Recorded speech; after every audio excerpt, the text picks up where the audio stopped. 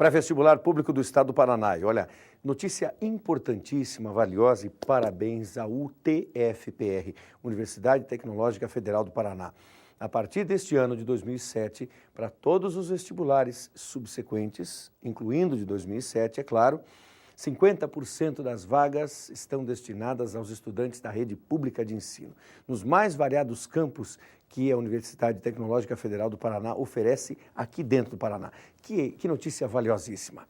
E falando sobre exatas, algo que nos chama a atenção é como estudar. Já havíamos falado anteriormente, uma pequena pincelada, entre aspas, sobre isso, mas vale a pena ressaltar mais uma vez.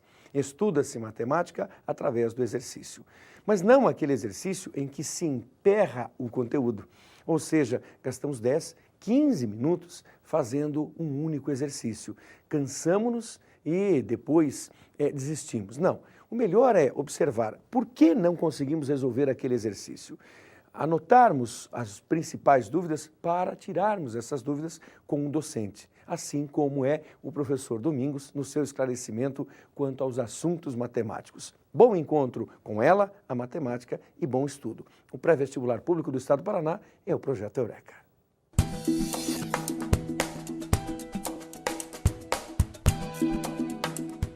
Olá, meus amigos, sejam bem-vindos para mais uma aula de matemática. Nós hoje falaremos sobre funções, um assunto muito cobrado tanto em vestibulares quanto em concursos públicos. Para a gente falar sobre funções, nós antes vamos falar sobre um grande filósofo, que foi René Descartes. René Descartes trouxe para a gente, entre outras coisas, o plano cartesiano. Plano cartesiano, professor? Bom, imagine que você tem um par de eixos. Um eixo que a gente vai chamar de eixo X, que normalmente a gente coloca na posição horizontal, e um eixo que nós chamaremos de eixo Y, que normalmente colocamos na posição vertical. Eu digo normalmente porque isso não é regra, mas é um hábito que se tem em quase todas as publicações, tanto de livros, quanto de apostilas, quanto de provas de vestibulares, ok? Esse par de eixos, X e Y, eles formam entre si um ângulo de 90 graus.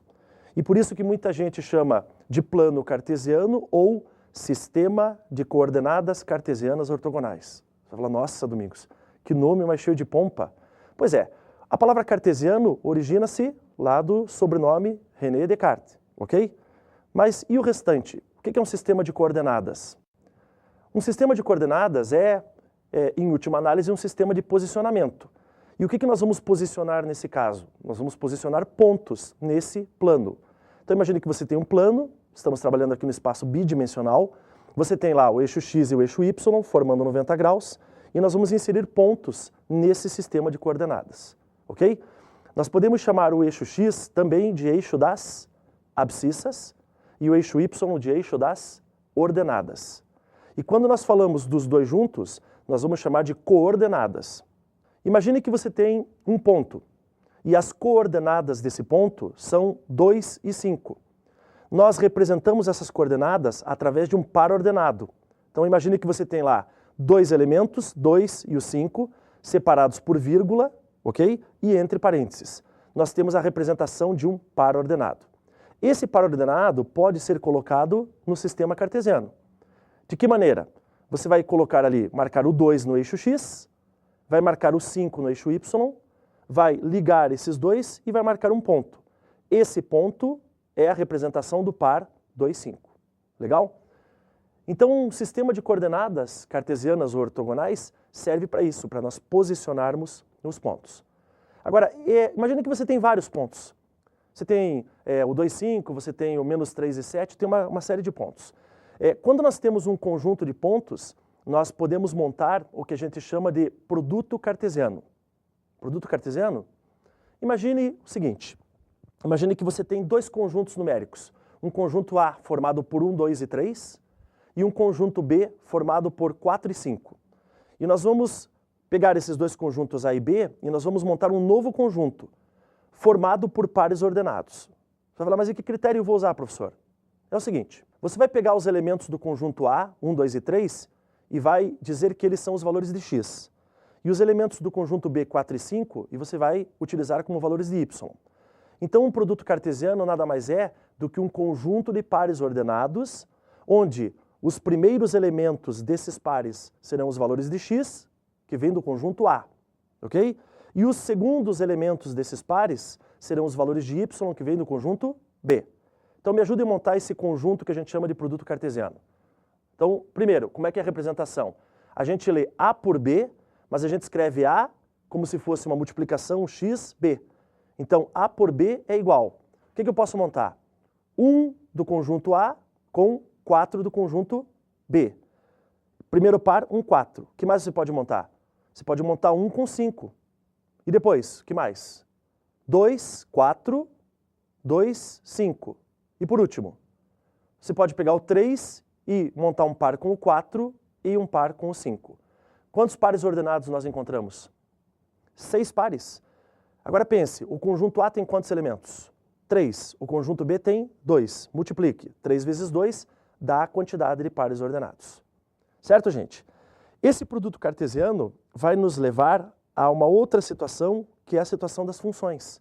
Porque para a gente posicionar uma função, nós podemos posicionar essa função no plano cartesiano. E aí a gente pode trabalhar com retas, pode trabalhar com parábolas e outras curvas quaisquer. Legal? Essa é a ideia da aula de hoje. Agora, vamos falar especificamente aqui sobre funções. Imagine que você abre lá um jornal, abre uma revista, ou você está vendo um telejornal e você ouve uma notícia que fala que a camada de ozônio está se perdendo, ou ela está tendo um buraco gigantesco, cada vez maior esse buraco, em função de quê? Em função da poluição no mundo. Então nós estamos relacionando o aumento do buraco na camada de ozônio com o quê? Com a poluição, com o aumento da poluição. Certo? Estou relacionando uma com a outra. Então, o aumento de um em função do aumento de outro. Outra situação que você poderia pensar é o aumento do peso de uma pessoa em função da sua alimentação. Ou ainda, a diminuição da temperatura de uma cidade em função da chegada de uma frente fria. Então, veja que nós estamos aí relacionando duas grandezas e dizendo que uma aumenta ou diminui em função da outra. Legal? Então, vamos pegar uma situação um pouco mais prática. Pense assim, você tem uma pessoa que você conhece que vende computadores, certo? E essa pessoa, o salário dela é comissão. Então, ela vende um computador, ela ganha R$150. Para cada computador que ela vende, R$150. Ok? Agora pense o seguinte, se ela vender um computador, então ela vai ter quanto? 150. Se ela vender 2, 300. Se ela vender 3, 450. E assim sucessivamente. A cada computador que ela vende, ela ganha R$150.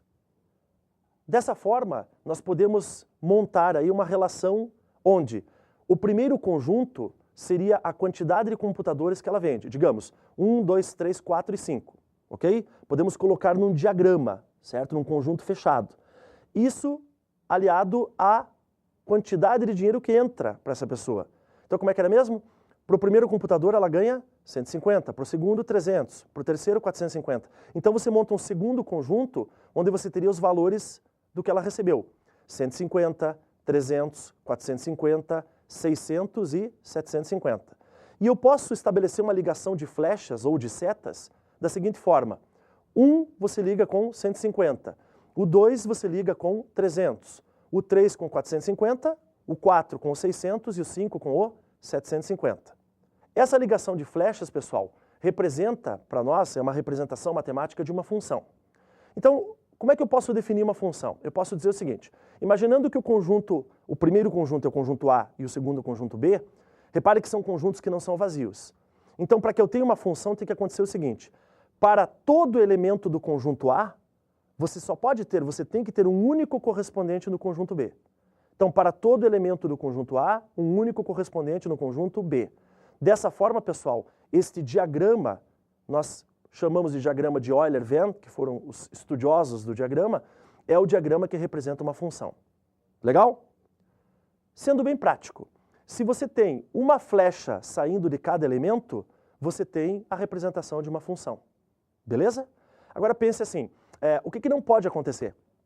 Não pode sair mais de uma flecha ou deixar de sair. E por que não pode acontecer isso? Porque se sair mais de uma flecha ou deixar de sair, você está fugindo da definição. Lembra? Para todo elemento do conjunto A, você só pode ter um correspondente no conjunto B. certo? Então, nós poderíamos então representar uma função da seguinte forma. Imagine que nós podemos chamar essa função de y ou chamar de f de x. Então eu podia escrever assim, o f de 1 é igual a 150, o f de 2 é igual a 300, o f de 3 é igual a 450 e assim por diante. De forma, pessoal, que os elementos do conjunto de saída, 1, 2, 3, 4 e 5, nós chamamos de domínio. Como é, professor? O que é o domínio? O domínio são os elementos da onde as flechas saem. 1, 2, 3, 4 e 5, certo? Nós podemos ainda dizer o que é a imagem. A imagem são os elementos onde as flechas chegam. Quem seriam? 150, 300, 450, 600 e 750. Legal? E existe uma coisa chamada de contradomínio, que são todos os elementos do conjunto de chegada. Nesse caso, pessoal, o contradomínio e a imagem são iguais, certo? Veja, a imagem é 150, 300, 450, 600 e 750. E o contradomínio também, certo? Domínio são os elementos de onde as flechas saem. Imagem são os elementos onde as flechas chegam. E contradomínio são todos os elementos do conjunto de chegada. Aí é o seguinte, independente se chegam flechas ou não. Mas isso é um assunto para outra situação, outra aula. Sabe o que mais a gente pode fazer? Nós podemos pegar esses elementos 1, 2, 3, 4 e 5, certo? A quantidade de computadores vendidos, e 150, 300, 450, 600 e 750, e nós podemos colocar no plano cartesiano. Como é que eu faço isso? Então imagine o seguinte, você tem um plano cartesiano XY, veja aí. No eixo X, você vai colocar os números 1, 2, 3, 4 e 5. No eixo Y, você vai colocar os números 150, 300, 450, 600 e 750. E você vai fazer uma ligação entre eles. Como é que você vai fazer essa ligação?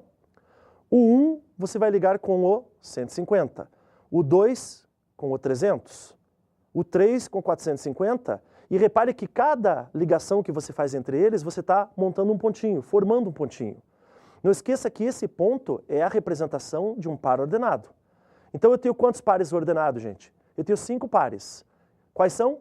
1, 150, 2, 300, 3, 450, que mais? 4, 600 e, por último, 5 com 750. Certo, gente? Então, observe, você conseguiu fazer uma ligação primeiro de flechas e depois? Depois da ligação de flechas, você conseguiu colocar os pontos no plano cartesiano. Tudo bem? Bom, qual é a ideia? A ideia é a gente tentar estender isso agora para outras situações.